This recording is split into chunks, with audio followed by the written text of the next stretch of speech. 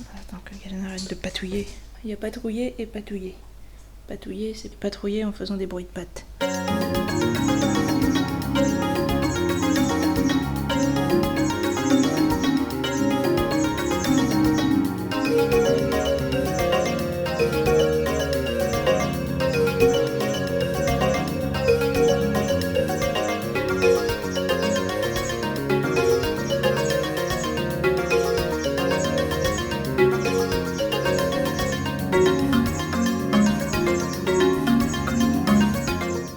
Salut les amis, alors aujourd'hui on est là pour parler du tome 4 de la Passe Miroir, donc toujours de Christelle Dabos, et c'est La Tempête des Échos. Je suis là parce que j'ai lu les 3 précédents, et que je les ai bien aimés, pour tout vous dire, donc je pense que j'ai pas beaucoup à me justifier davantage sur le pourquoi je suis là. Alors en résumé, où est-ce qu'on avait laissé les gens ? À la fin du précédent, ils avaient remarqué que le méchant c'était le balayeur, lol. Ils l'ont arrêté, ils ont croisé des ombres, des effondrements sur les arches, etc.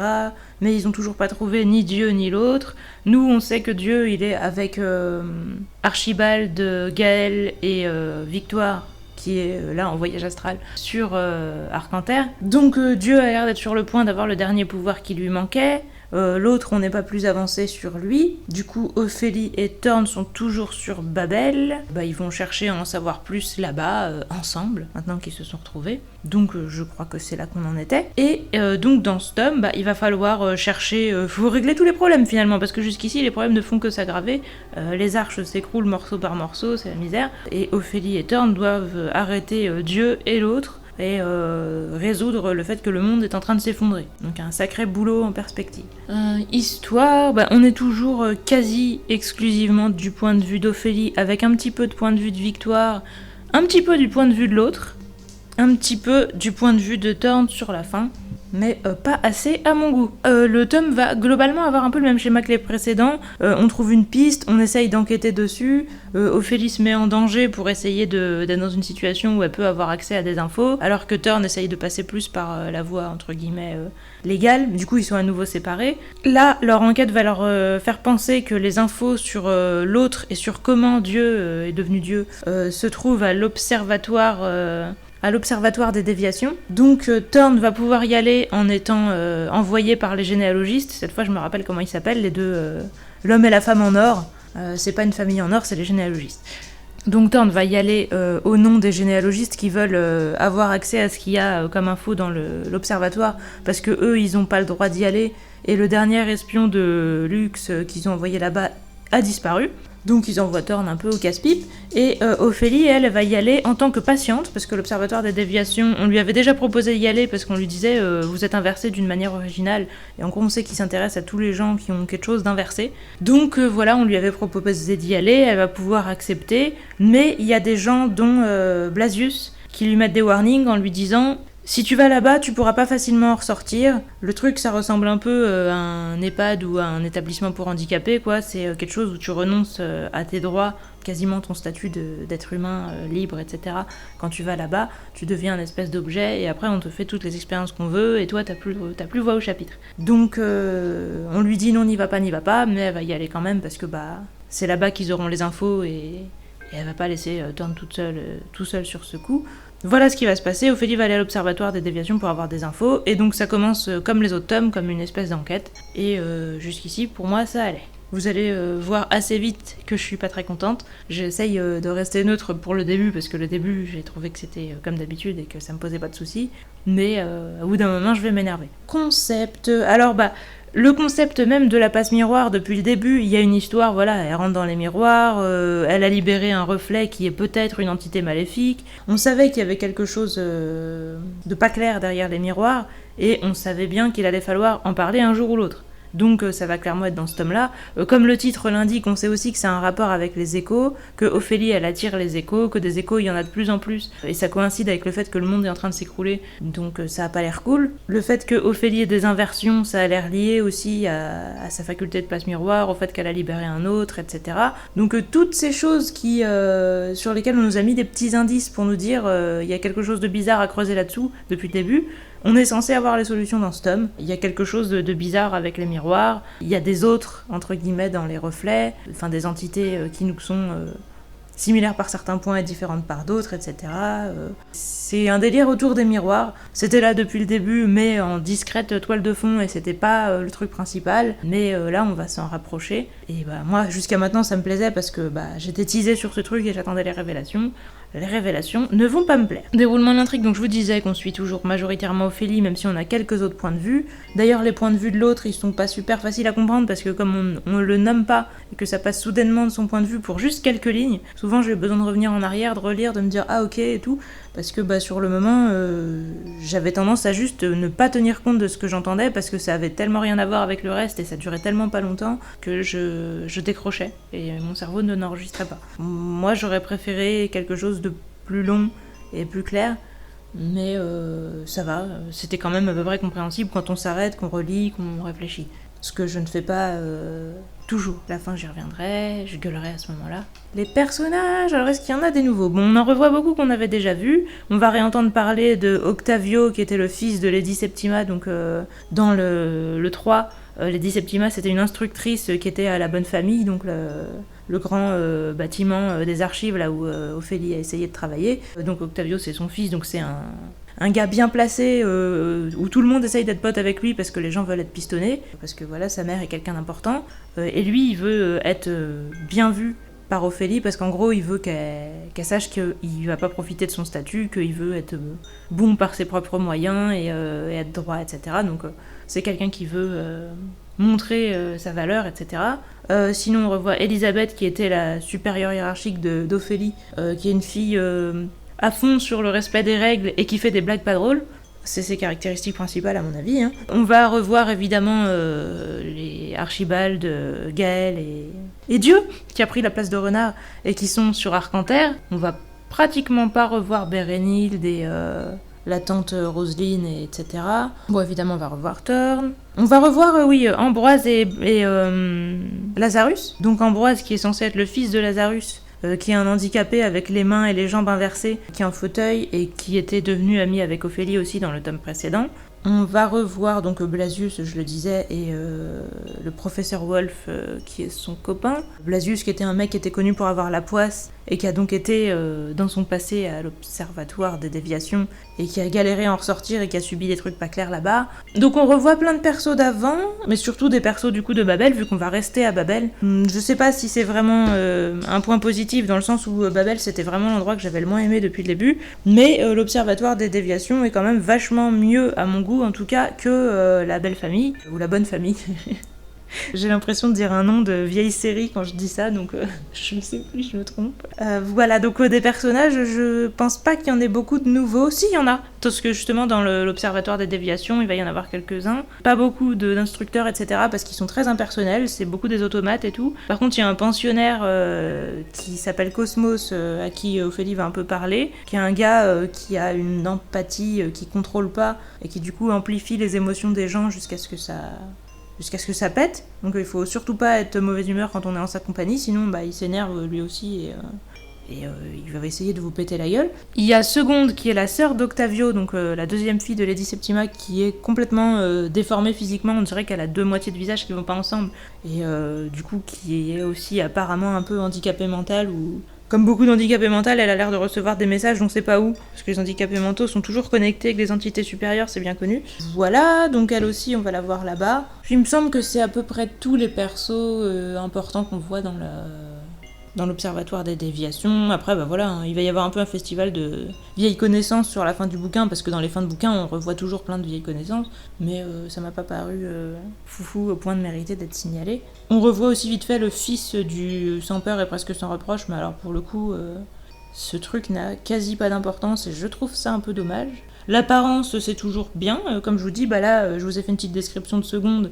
On a quand même des descriptions de pas mal de monde. Depuis le début, les descriptions, c'est vraiment une des grandes qualités de cette saga, donc ça continue. Personnalité, bon, c'est assez simple, mais on est quand même au tome 4, et donc les persos qu'on voit depuis le début, ils ont eu le temps d'être pas mal développés. Ceux qu'on voit que maintenant, on n'a pas forcément besoin qu'ils soient ultra complexes, surtout quand on est dans un endroit comme l'Observatoire des déviations, où on est avec que des gens qui sont complètement barrés, qui sont pas forcément tous inintéressants, hein, mais clairement ils sont perchés. Du coup, en général, le peu qu'on en sait sur eux nous suffit à nous faire une idée. On n'a pas forcément besoin de plein de détails. L'évolution, alors, est-ce qu'Ophélie a évolué ? Ophélie, elle évolue tout le temps, parce que c'est le perso principal, mais est-ce qu'elle évolue tant que ça dans ce tome ? Elle apprend des choses, mais j'ai pas l'impression que psychologiquement elle change tant que ça. Vraiment, j'ai l'impression qu'elle est restée dans la continuité. Franchement, je trouve que du coup, dans toute la saga, j'ai pas l'impression qu'Ophélie elle ait beaucoup évolué. Elle a réalisé un peu des choses sur le monde, sur elle-même et tout, mais c'est plus des connaissances qu'elle a appris qu'une évolution dans le sens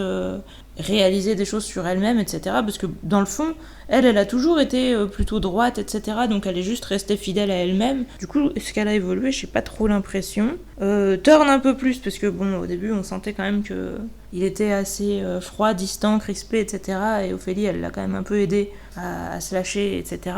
Mais malheureusement, il a pas non plus trop le temps d'aller très loin dans son évolution. Donc je trouve que de l'évolution, il n'y en a pas tant que ça dans ce livre. Parce que depuis le début, je me disais, ouais, admettons, ça va venir plus tard ou quoi, mais là, je trouve vraiment, en la finissant, cette saga, que bah non, en fait, il y a très peu d'évolution. Ophélie, c'est vraiment son délire, c'est toujours de rester fidèle à elle-même. Torne un peu aussi, finalement. On a l'impression que c'est plutôt ça. Il y a des gens qui restent fidèles à eux-mêmes et c'est présenté comme quelque chose de positif. Du coup, changer, ça a pas l'air d'être cool. C'est vraiment une question qu'on peut se poser, mais je trouve qu'il n'y a pas d'évolution. Ou peu. L'univers, les lieux et les créatures, bah, c'est toujours le monde d'avant. On n'a pas découvert de nouvelle arche dans ce tome. On est toujours en partie sur Babel et en partie sur Arcanter. Bon, majoritairement sur Babel, il faut quand même le dire. L'Observatoire des déviations, c'est quand même un truc assez what the fuck et assez cool dans ce côté... creepy décalé, j'ai bien aimé. Par contre, après, on va découvrir justement le délire des miroirs, de l'envers, de machin. Et ça, j'ai vraiment pas aimé du tout, mais je peux pas vous le dire sans spoiler. Donc j'y reviendrai plus tard. Du coup, l'univers, par rapport à avant, où je me disais que c'était vraiment le point fort, bon, du coup, ça l'est toujours. Mais j'ai pas accroché sur les révélations, et c'est très embêtant pour une saga qui était vraiment principalement basée sur le suspense qu'il y avait sur les révélations, quoi. Logique et cohésion... Non, là pour moi c'est vraiment le problème. Hein. Dans ce tome, pour moi, on a un peu lâché la logique, quoi. On est parti dans un truc...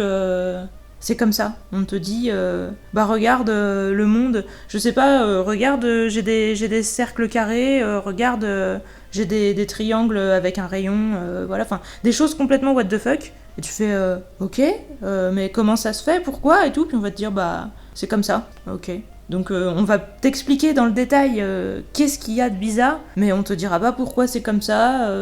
Enfin non, on saura jamais vraiment pourquoi. On va juste constater qu'il y a des choses bizarres et puis point. Donc moi, ça m'a vraiment désespérée parce que pour moi vraiment c'est ce que j'attendais depuis le début, les révélations du tome 4, quoi.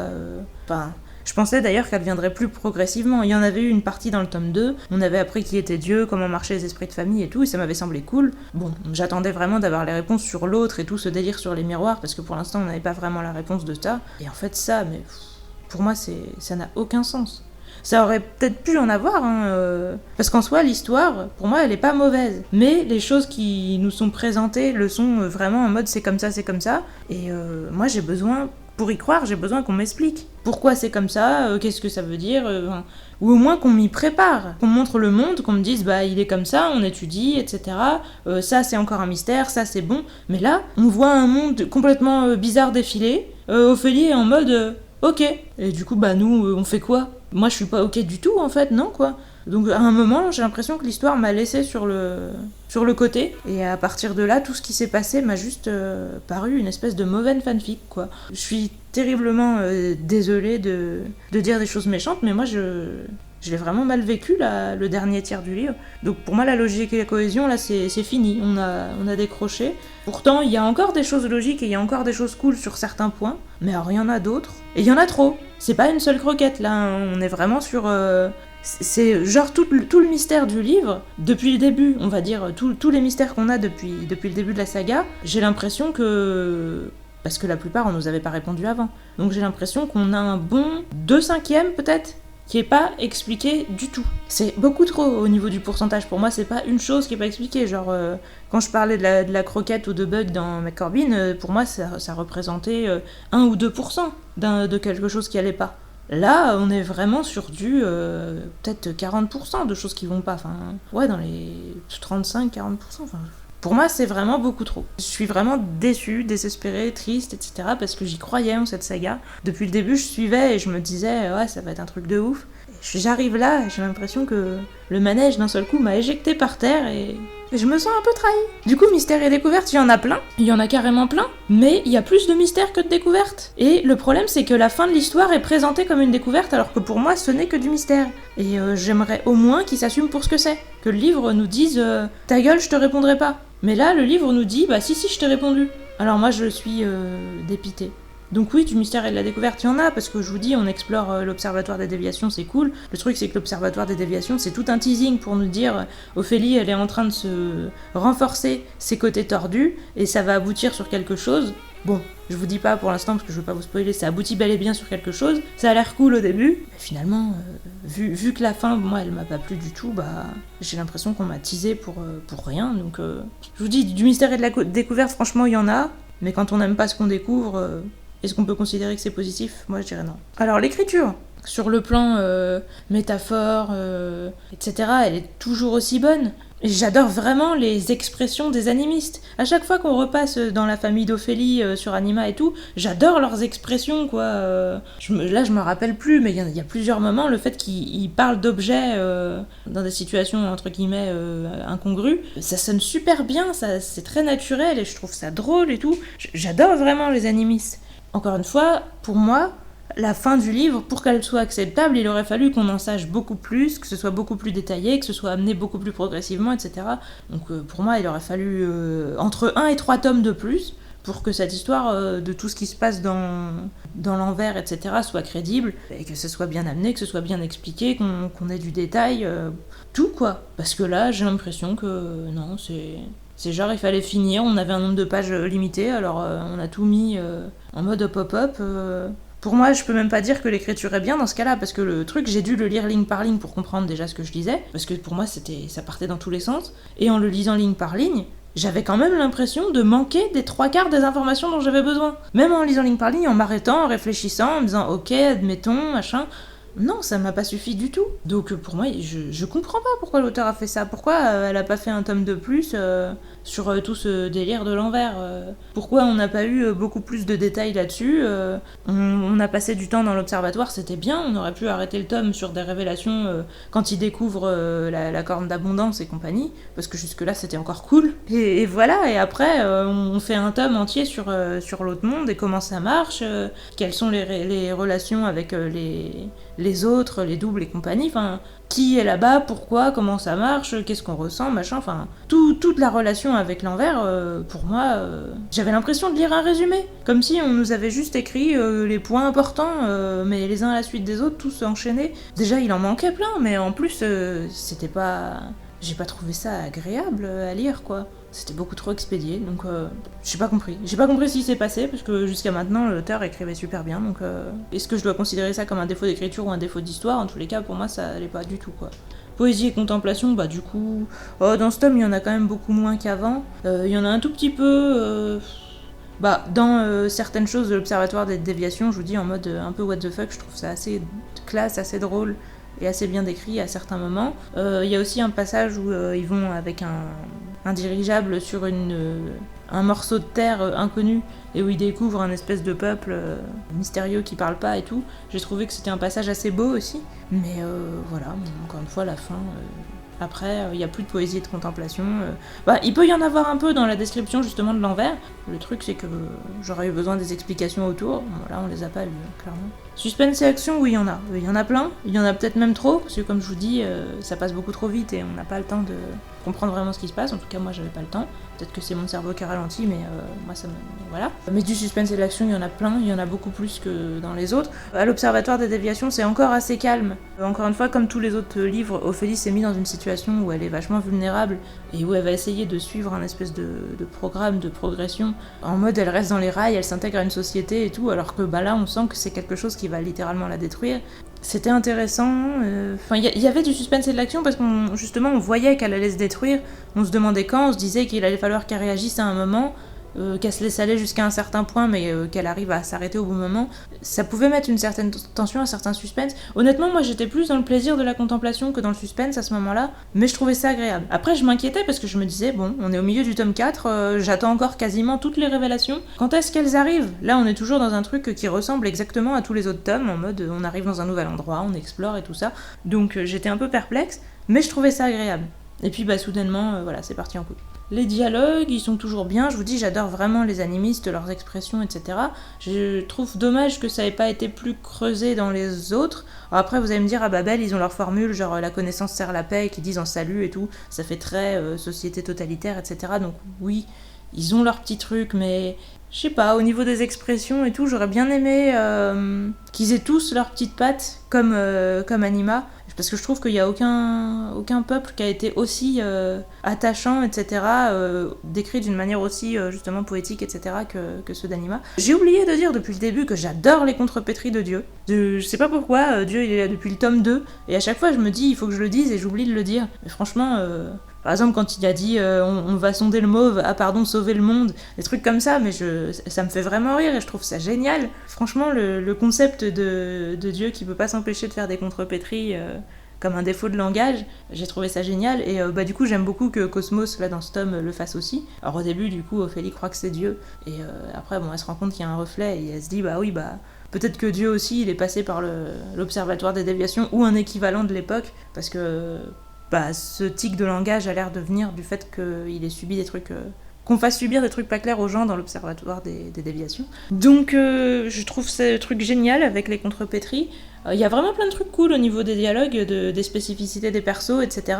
Je trouve que ça aurait pu être encore mieux. Après, bon, c'est moi qui suis difficile. Je pense que là, pour le coup, c'est quand même une des grosses qualités. Crédibilité, réalisme, j'ai pas vu de problème. Originalité, côté marquant, là, franchement, les contrepétries de Dieu, je pense que je vais m'en rappeler pendant des années. Ça le rend ultra marquant, ça, c'est sûr. Et puis les vieilles blagues l'humour complètement à côté de la plaque d'Elisabeth aussi, c'est pas mal. La meuf qui te sort oui je vais te balancer, puis après mais non je plaisante. On a des situations où t'es dans une tension de ouf, où tu te demandes qui elle va préférer en loyauté, vu que c'est quelqu'un de super zélé. Donc ouais, il y a plein de moments où des fois elle peut très bien faire le contraire aussi, te dire bien sûr que je vais garder le secret, puis après te dire non je plaisante, moi je suis loyale à ma hiérarchie. Donc tu sais jamais vraiment ce qu'elle pense et tout ça, et ça je trouve ça génial aussi. Donc il y a plein de petits trucs cool comme ça. Et puis je vous avais dit que j'aimais bien le fait qu'ils placent des mots anglais sur l'Arche de Babel, même si je trouve ça moins classe que ce qui se passe sur Anima. Je trouve quand même ça sympa. Et Mediana et ses frères avec leurs mots italiens, ouais. J'aurais préféré qu'on trouve d'autres spécificités de langage que de juste mettre des mots d'une langue étrangère. Mais je trouve que c'est quand même bien de mettre des différences de manière de parler en fonction de où les gens viennent, etc. Donc ouais, pour moi les dialogues c'est vraiment un des gros points forts. Et c'est un des points qui est resté fort. Même la fin du livre n'a pas spécialement abîmé ça pour moi. Note globale, voilà, on va arriver là où ça va commencer à fâcher. J'ai mis 6. Alors vous allez me dire, vu que t'étais en colère, on penserait peut-être que tu mettrais moins, ou alors vous allez peut-être me dire, on est choqué, comment ça se fait ? En fait, j'ai vraiment aimé la première moitié, voire les 2/3, et c'est juste la fin que j'aime pas. Donc en gros, moi j'étais à 7 tout le long, parce que pour moi, le début, je sais que Nana m'a dit qu'elle avait adoré l'Observatoire des déviations, que pour elle c'était une des meilleures parties. Bon, moi je l'ai pas aimé plus que le 3 ou le 1. Vraiment, il n'y a que le 2 que j'ai trouvé au-dessus du reste. L'Observatoire des déviations, bon, c'était juste pareil pour moi que les autres choses, mais c'était bien. J'aurais pu considérer que c'était mieux, que ça aurait été égal aux 2, si ça avait abouti sur un truc cool. Carrément, parce que j'ai vraiment bien aimé l'Observatoire des déviations, mais le fait que ça ait abouti sur des trucs que j'ai pas aimé, du coup, je me dis oui, j'aimais bien le début, quand je regardais en me disant ouais, ok, je regarde où ça va, c'est cool, hein, j'ai envie de savoir la suite et tout, mais j'attends quand même de savoir où ça va. Et le fait que j'aime pas du tout où ça va, je suis redescendue d'un point. Je descends pas plus parce que l'écriture reste bonne, j'ai quand même passé un bon moment globalement. C'est juste qu'à la fin, je me sens complètement arnaquée. Et je vous dis, j'arrive même pas à considérer que la fin de l'histoire que j'ai lue, que c'est arrivé. J'ai vraiment l'impression que c'est genre quelqu'un qui m'a raconté un truc. Ou après il va me dire mais non je plaisante comme Elisabeth, et que en fait la vraie fin je l'ai pas encore vue. J'arrive pas à considérer que cette fin est raccrochée à ce qu'il y avait avant. Pour moi elle a aucun rapport, aucune liaison, enfin je la relie pas avec. Je vois les points qui sont supposés être des points d'accroche, hein, tout ce qui se passe avec les miroirs, etc., et qu'il y a eu des préparations par rapport à ça, je le vois, mais j'ai quand même l'impression que c'est comme quelque chose auquel on aurait raccroché un wagon ou une tête ou ou un train ou un truc artificiellement, et j'ai l'impression de voir plus la déchirure que les points d'accroche. J'ai pas aimé la fin.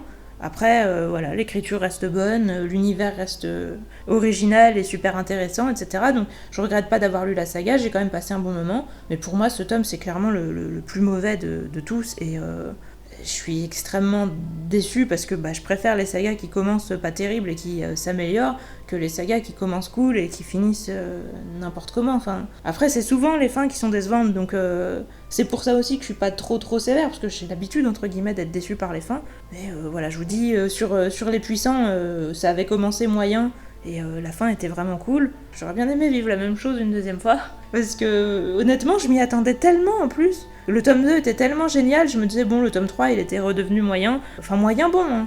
Mais un peu en dessous, je me disais, c'est juste un espèce de tome d'attente. Ce qui fait un peu chier dans le 3, c'est qu'on nous tease sur l'autre et que finalement, c'est le balayeur, donc en fait, lol, non, on n'aura pas les réponses. Je me disais, bon, on va tout avoir dans le 4. Le 4 va être un truc génial, un espèce de condensé de révélations de Ouf Gueudin, parce qu'il y avait tellement de questions qu'on avait.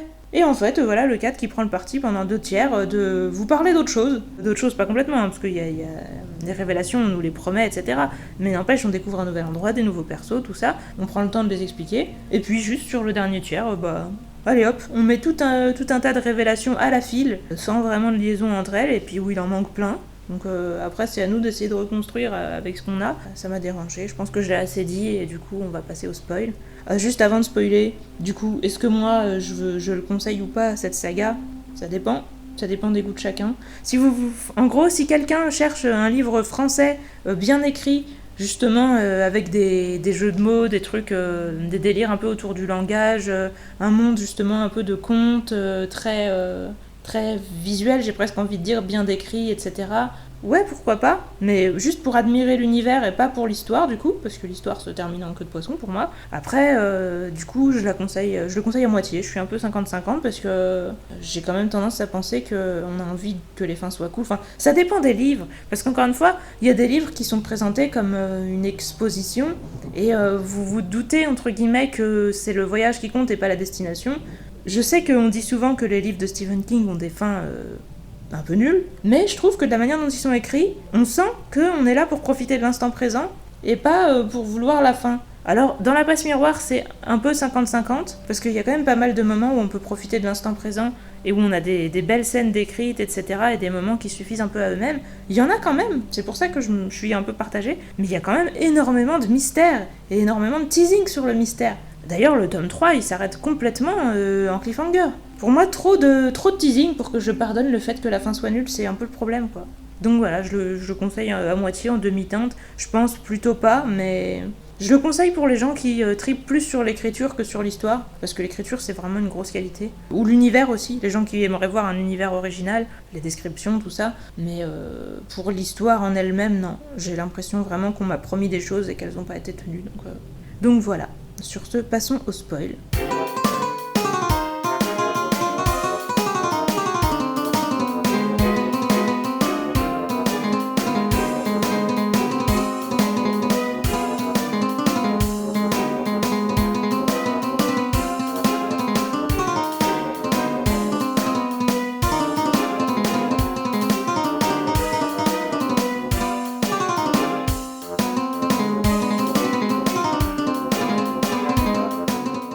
Alors, on m'avait dit, depuis longtemps, parce que j'avais déjà écouté des vidéos dessus, justement Nana m'en avait parlé, tout ça, donc je savais que Ophélie allait pas finir avec Thorne, et je me disais que ça me dérangeait pas. On me disait, oui, mais les gens sont pas contents parce qu'Ophélie veut pas finir avec Thorne, ils auraient voulu que ça finisse bien.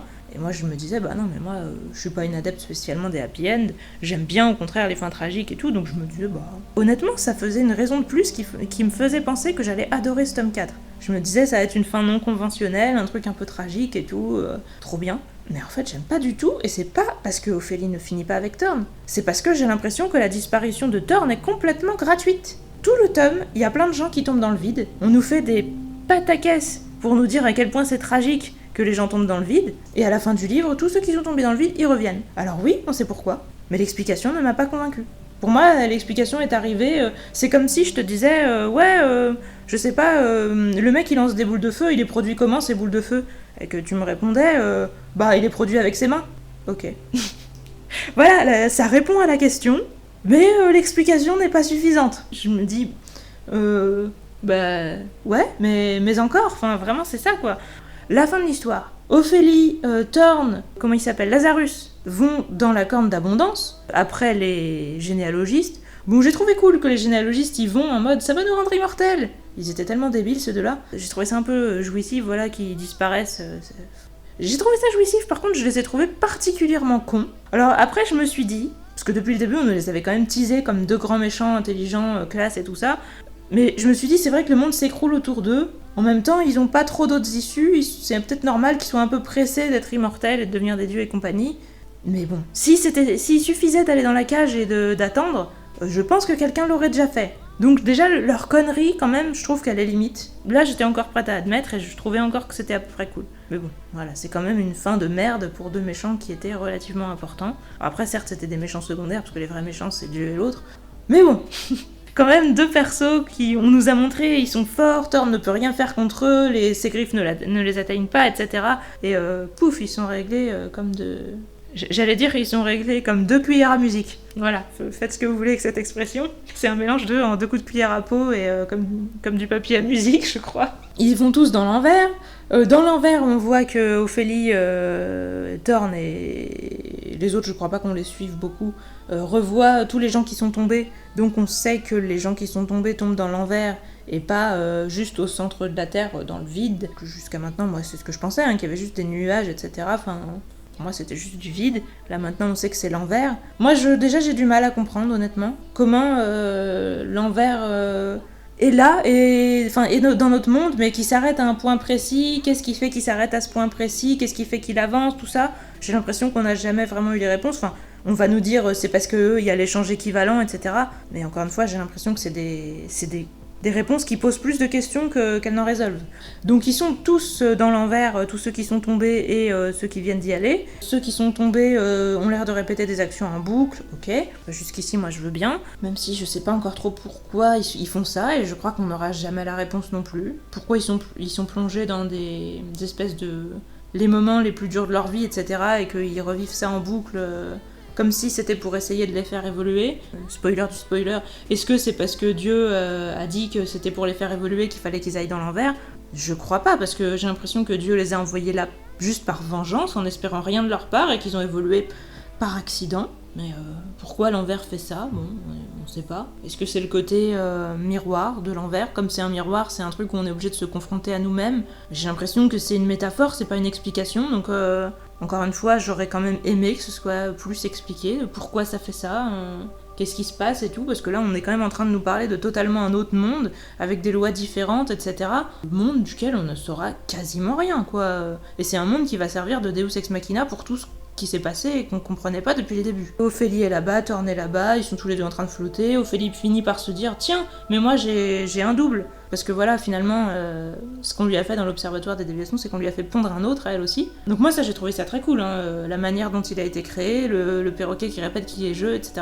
Le fait qu'elle ait fait une grosse démo d'animisme qui a modifié toute la salle et tout, j'ai trouvé ça vachement bien. Je m'attendais à un truc de ouf pour la suite et j'avais super hâte qu'elle ait des conversations avec son double. Mais il y en aura quasiment pas. Elle est dans l'autre monde, elle revoit son double, ils vont communiquer un peu juste par geste, etc. Bon ça, à la limite, pourquoi pas, parce que dans ce monde, il n'y a pas de langage. Encore une fois, on saura pas pourquoi dans ce monde, il n'y a pas de langage, pourquoi le langage et ce monde ont l'air aussi opposés.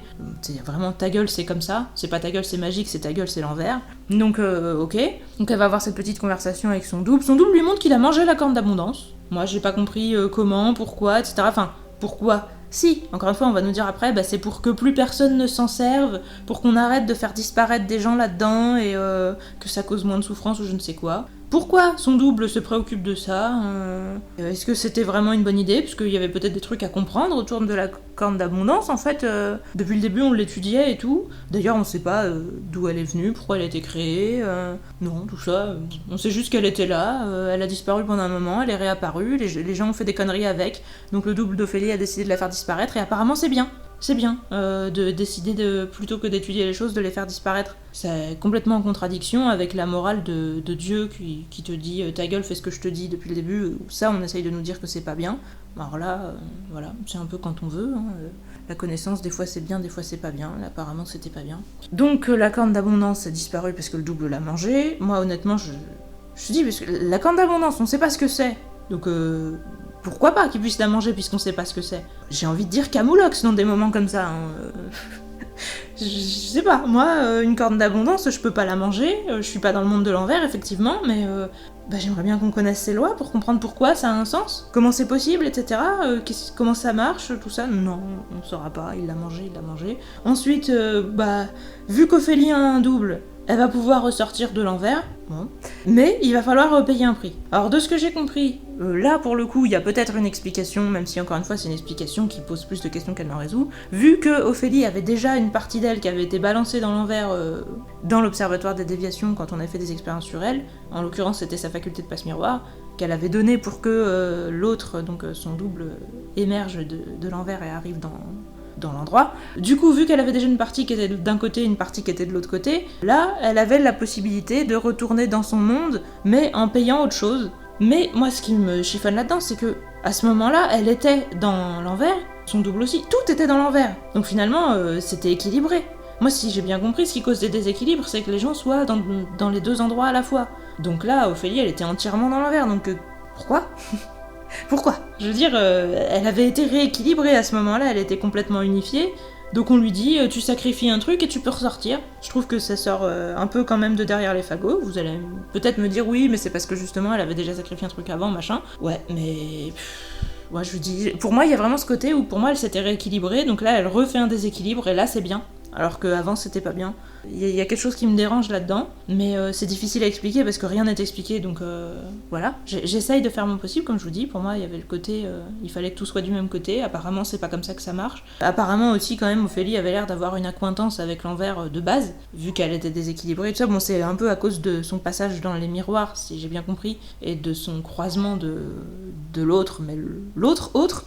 Ça devient compliqué.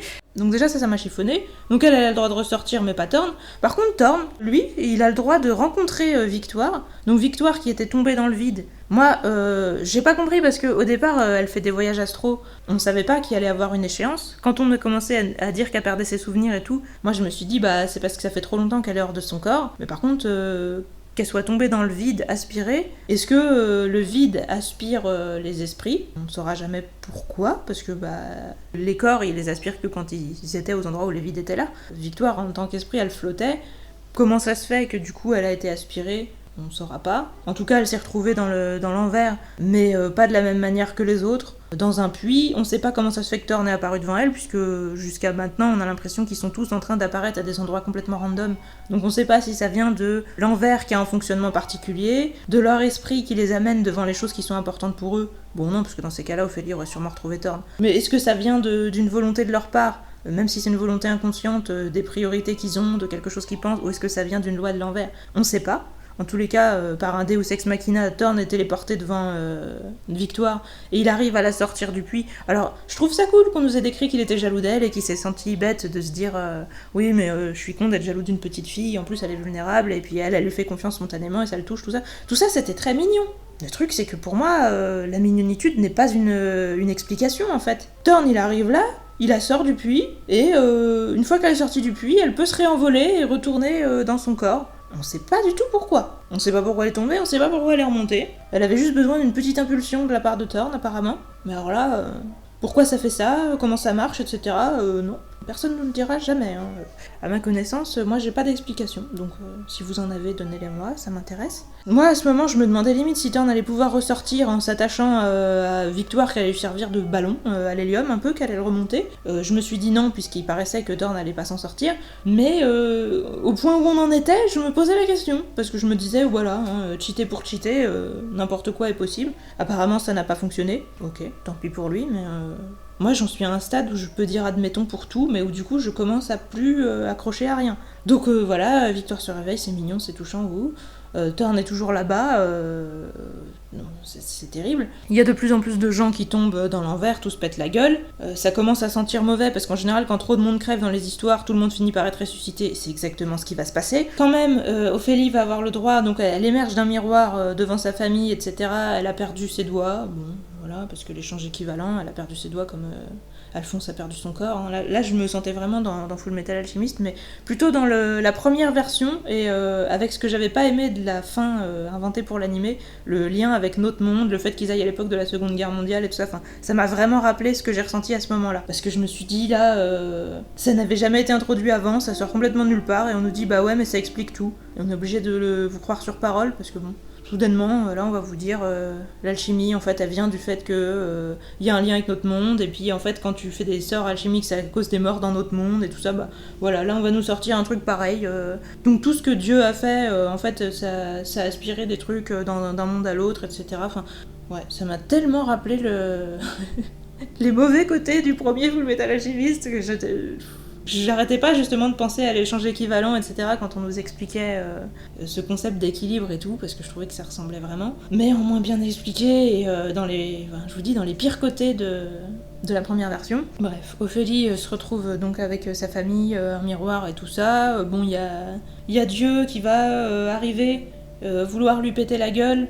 Et c'est la prémonition que Segonde avait eue. Ophélie va comprendre et nous faire en révélation de ouf gueudin que en fait Eulalie Dieu c'était Elisabeth. Alors moi j'aurais vraiment bien aimé qu'on nous prépare psychologiquement à ça et qu'on le voit venir. Si vous avez vu des indices avant-coureurs de ça, donnez-les-moi. Parce que moi, j'aurais bien aimé, par exemple, que quand on avait des flashbacks de la Lady E, elle aussi, elle fasse des fausses blagues et qu'elle dise je plaisante, un truc comme ça. Ou que Elisabeth, de temps en temps, elle fasse référence à des choses qui nous évoquent la Lady E ou quoi. Là, la seule chose qu'on avait, c'est le fait qu'elle nous disait qu'elle avait une famille nombreuse et qu'il l'avait abandonnée et qu'elle savait pas pourquoi, et qu'en gros, ça ressemblait au passé d'Ophélie. Mais c'est tellement générique de dire qu'elle avait une famille nombreuse et qu'on l'a abandonnée, qu'elle sait pas pourquoi, que moi je me suis même pas dit que ça ressemblait à Ophélie, je me suis rien dit de spécial. Elisabeth pour moi c'était un perso secondaire, voire tertiaire, voire quaternaire. Je la trouvais sympa sans plus, mais j'ai vraiment pas l'impression que quoi que ce soit nous y ait préparé. Autant j'avais trouvé ça bien fait pour Melchior, parce que je me disais qu'il y avait plein de moments où on pouvait se demander, se dire qu'il était un peu louche et tout. Autant là pour Elisabeth, je trouve pas qu'on pouvait le voir venir, et donc je trouve ça fait vraiment sorti de derrière les fagots quoi. Genre vous vous y attendiez pas hein. Bah ouais mais en fait les bonnes histoires on doit s'y attendre un petit peu. On doit pas se dire c'est prévisible, mais on doit se dire oh j'aurais dû le voir venir putain. Et là c'est pas du tout le cas, en tout cas en ce qui me concerne. Pour moi c'est vraiment pas le problème majoritaire, hein. C'est un problème mineur parmi une centaine de problèmes majeurs, donc on va peut-être pas passer 3 ans, même si je sais que je prends toujours du temps surtout quand j'ai envie de râler. Ophélie essaye de dire à Elisabeth, oblique Eulalie, moi j'ai tes souvenirs et je vais te raconter ta vie pour te faire revenir à toi, parce qu'elle elle est en mode un peu catatonique, prostrée, et du coup l'autre est en train de gagner. Ah oui, parce que je sais pas, je vous l'ai peut-être pas clairement dit, si vous êtes là sans avoir lu le livre, vous allez me dire mais qu'est-ce que tu racontes ? En fait, Dieu, c'est l'autre. Ça honnêtement c'est le truc que j'ai trouvé le plus cool de la fin. Et je pense ça c'est bon, c'est à garder, mais bon, tout ce qui se passe autour c'est vraiment le bordel. Mais le fait que l'autre ait pris la place de Lali et que du coup il essaye d'imiter ses idéaux, mais sans y arriver vraiment, et du coup il passe vraiment plus pour un espèce de tyran mégalo que pour quelqu'un de bienveillant, etc. Il est vraiment une caricature de personne qui veut se croire bienveillante, mais où c'est pas crédible du tout. Ça, j'ai trouvé ça vachement stylé. Le fait aussi que Dieu, oblique l'autre, devient un truc difforme avec plein de bouches qui apparaissent, plein de mains, plein de têtes et tout, j'ai trouvé ça super cool, parce qu'en gros, il dit, voilà, je représente l'humanité entière et tout, il essaye de le prouver, et du coup, il se met à ressembler à un truc monstrueux qui ressemble pas du tout à l'humanité, et que tout le monde commence à lui gueuler, tu représentes personne, et ça, j'ai trouvé ça vachement stylé. Donc il y a quand même plein de trucs que j'ai bien aimé, mais le problème, c'est que, voilà, comme je vous dis, pour moi, le fait que les révélations ne me paraissent pas crédibles et pas intéressantes et pas bien faites, ça m'a gâché complètement cette fin. Donc les éléments que j'ai bien aimés, je les dis quand même, mais voilà. Pour moi, c'est des petits îlots, justement peut-être des petites arches dans un grand brouillard. Et j'aurais préféré le contraire. On arrive au moment de la vision de Segonde où Ophélie est supposée se faire tuer par Dieu avec ses multiples bras et machin. Ils arrivent, je sais plus, en lui disant quelle phrase, c'est Eulalie qui lui dit un truc qui le fait un peu douter, et donc elle commence à le pousser dans le miroir, et là Thorne le tire, et là on comprend que en fait il fallait que Thorne soit dans l'envers, parce qu'il fallait que quelqu'un tire Dieu de l'autre côté, enfin Dieu oblique l'autre, oblique le reflet de merde qui fait chier, pour l'emmener, parce que sinon Ophélie et Eulalie n'auraient pas eu la force à elles seules de le repousser. Comment vous dire ? Il y a plein de gens qui auraient pu être là de notre côté, enfin dans l'endroit, pour le repousser plus, avec plus de pouvoir, etc. Donc ça aurait peut-être pu déjà marcher comme ça. Ensuite, il y a d'autres gens de l'envers qui auraient pu aider aussi, genre peut-être Ambroise, il aurait pu le faire, j'en sais rien. Il y a plein de gens qui auraient pu le faire en fait. Alors ou non, apparemment il fallait que ce soit un passe-miroir. J'ai du mal à comprendre pourquoi, mis à part le fait que là le passage est entre les miroirs.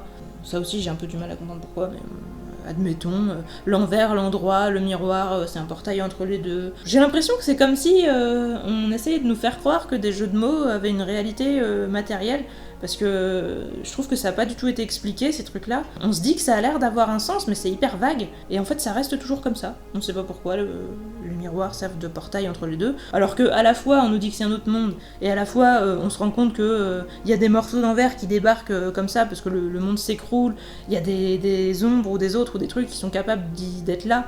Il y a des moments, ils sont dans notre monde, ça pose pas de problème. Il y a des gens qui vont de l'autre côté, ça pose pas de problème. Mais par contre, il faut passer par les miroirs de temps en temps. La corne d'abondance, c'était un passage. Il y a plein de trucs qui ont l'air d'être des passages. Tomber dans les trous, c'est un passage. Mais là, il fallait que ça passe par un miroir. Je veux dire, l'autre, on pouvait pas juste le pousser dans un trou. Ça marche pas, ça. Bon, je comprends pas pourquoi, mais voilà.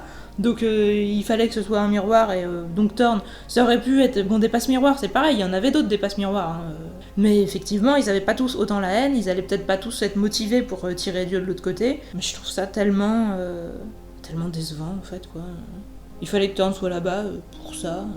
Si encore on avait eu plus de points de vue de Thorn, c'est pour ça que je vous disais, j'aurais bien aimé qu'on en ait plus, et que Thorn voit venir un peu son destin, qu'il accepte de se sacrifier, etc. Je me serais peut-être dit que c'était plus acceptable, plus agréable, plus intéressant, quelque chose. Là, j'ai vraiment eu l'impression que c'était un prétexte, quoi. Que c'était, il fallait sacrifier Thorn, et il fallait qu'il fasse une dernière action héroïque pour que ce soit beau, il fallait qu'il se sacrifie pour Ophélie, parce que voilà, c'est la première personne à l'avoir aimé, à lui avoir fait se sentir bienvenue, machin. Réellement, la description des sentiments de Thorn dans le petit passage qui lui est dédié, je l'ai trouvé très belle. J'aime beaucoup ce personnage et tout, mais qu'on l'ait foutu dans l'envers, qu'on l'ait sacrifié, tout ça, juste pour qu'il tire de l'autre du bras, et que voilà, l'autre sombre avec lui, j'ai trouvé ça nul. En plus, du coup, tout le monde, voilà, une fois que l'autre a disparu, tout le monde ressort des trous, tout le monde réapparaît, tout va bien, tout est réglé. Thorn ne réapparaît pas parce qu'il est passé par la corne d'abondance, vous comprenez, il est pas passé dans les trous, donc il fait pas partie du marché entre l'allié et Dieu. Alors je vous le dis parce que j'ai compris qu'il y avait cette explication, mais pour moi ça n'est pas, enfin ça me suffit pas. J'ai toujours envie de vous dire Camoulox, parce que la corne d'abondance on sait pas ce que c'est, on sait pas pourquoi ça faisait ça, on sait pas s'il existe d'autres objets pareils, etc. Enfin, comme on sait pas ce que c'est, on peut pas savoir s'il en existe d'autres. Je vous dis des passages, il y avait les miroirs, des miroirs il y en a encore. On nous a dit à la fin qu'Ophélie elle essayait par les miroirs d'y retourner et qu'elle y arrive pas. On sait pas pourquoi elle y arrive pas, on sait pas pourquoi avant ça marchait. Des passages, il y en avait plein juste dans les trous, etc. On sait pas s'il y en a d'autres, parce que bon, peut-être que Lali, elle était pas la seule d'avoir fait un marché avec un double ou quoi que ce soit, donc peut-être qu'il y en a d'autres, on sait pas. Qu'est-ce qui fait que l'autre avait tous ses pouvoirs? Comment ça se fait? Tu parles à ton double dans un miroir, tu lui dis, moi, je veux que le monde soit réduit, enfin qu'en gros, tous les endroits où il y a de la violence, je veux qu'ils disparaissent, et que tous les endroits qui restent soient gouvernés par des esprits de famille, machin. Enfin, tu fais un vœu comme ça. Comment ça se fait que l'autre qui vit dans l'envers, il a la capacité de t'exaucer? Pourquoi? Je veux dire, en plus, après, le fameux autre Barblique Dieu, il a pas l'air d'avoir de contrôle sur le fait que tout s'écroule. Il a même pas l'air d'être au courant, entre guillemets, enfin... Donc pourquoi ça a marché? Mais je vous dis, moi je comprends rien à toute cette partie. Pour moi, ça n'a aucun sens. On nous a dit qu'il y avait un échange équivalent. Il y a des échanges, mais moi je vois pas en quoi ils sont équivalents. Pourquoi les choses sombres comme ça dans le trou? Parce que, je sais pas, parce que Dieu a plus de pouvoir, parce qu'il a déchiré l'esprit de famille, je sais pas, parce que juste l'entropie, j'en sais rien. Je comprends pas pourquoi tout s'écroule, je comprends pas pourquoi, parce que genre il y avait un déséquilibre, mais pourquoi il y avait un déséquilibre? On avait juste pas le droit, entre guillemets, dans ces cas-là. En gros, dès le départ, en parlant à son reflet, si j'ai bien compris, moi c'est ce qui me semble avoir compris, dès le départ, quand elle a commencé à parler à son reflet, ça lui a donné envie d'y revenir comme une espèce de drogue, parce qu'en gros il y avait un déséquilibre, donc un espèce de vertige, un peu comme une flûte. Ensuite, elle a pas pu s'empêcher de faire des vœux, etc. Et donc le paiement, c'est que elle a été aspirée dans l'envers. Alors encore une fois, le paiement, juste une personne, en échange de changer l'ensemble d'un monde, pourquoi c'est équivalent? Et pareil, hein, pourquoi les doigts d'Ophélie c'était équivalent à ce qu'elle ait le droit de revenir dans notre monde, tout ça, enfin, l'échange équivalent, mais équivalent d'où? Je veux dire, pour moi, ce qui était cool dans, je reviens à Full Metal Alchemist, avant, encore une fois, la fin du premier, avec cette histoire ça sacrifie des gens dans notre monde et tout, pour moi ça sortait de nulle part, mais ce qui était cool dans le principe de départ de l'alchimie, c'est que L'échange équivalent, mais c'est de la matière. On te dit, voilà, tu prends telle molécule, tel machin, tu fais quelque chose avec, tu prends du métal, tu peux forger une épée ou quoi, enfin, tu fais des trucs qui ont un sens chimiquement, tu prends de la matière et tu fais des objets avec la matière. L'échange, il est équivalent parce que c'est la même quantité de matière, mais tu fais que transformer la forme de cette matière. Tu fais que l'agencer autrement, finalement. Mais là, qu'est-ce qui est équivalent?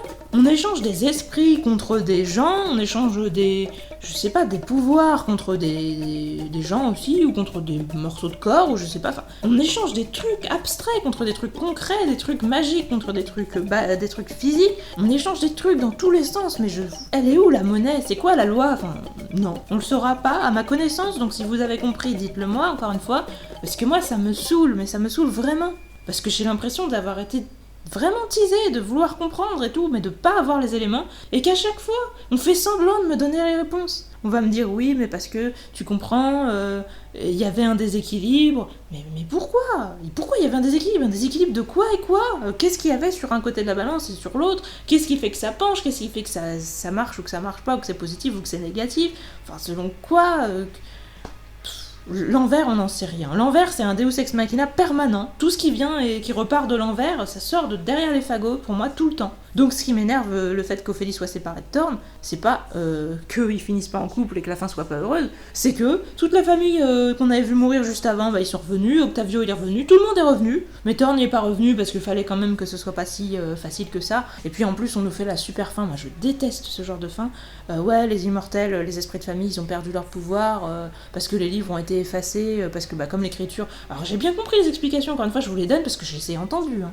L'écriture n'étant pas tolérée dans l'envers, les livres se sont effacés, donc les esprits de famille ne sont pas morts, parce que leur livre n'a pas été détruit. Apparemment, leur corps, ça correspond à la matière du livre, à l'esprit, à ce qui est écrit dedans. Bon, ça, encore, on ne saura pas pourquoi, mais on ne saura pas non plus comment le livre de Eulalie Dieu a donné tout ce bordel. Mais... L'écriture n'est pas tolérée dans l'envers, mais par contre, si vous envoyez un livre dans l'envers, en tout cas celui de Eulalie Dieu, il a fait des trucs de ouf. Mais, apparemment, les livres des esprits de famille, eux, ils n'ont pas fait des trucs de ouf, ils ont juste disparu.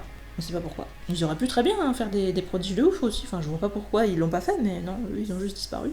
Donc ensuite les esprits sont réinitialisés, ils sont formatés quoi. Eulalie elle a réécrit des trucs, mais cette fois c'est une encre qui va disparaître. Alors pourquoi Ou avant elle avait trouvé, enfin encore une fois c'était un truc qui venait de l'envers, l'encre qui disparaissait jamais, et c'était grâce à ça qu'ils étaient immortels, mais d'accord. Mais pourquoi l'envers fournit de l'encre qui ne disparaît jamais? Comment? Qu'est-ce qu'elle a donné pour avoir ça en échange, et comment on sait qu'est-ce qui donne quoi, etc.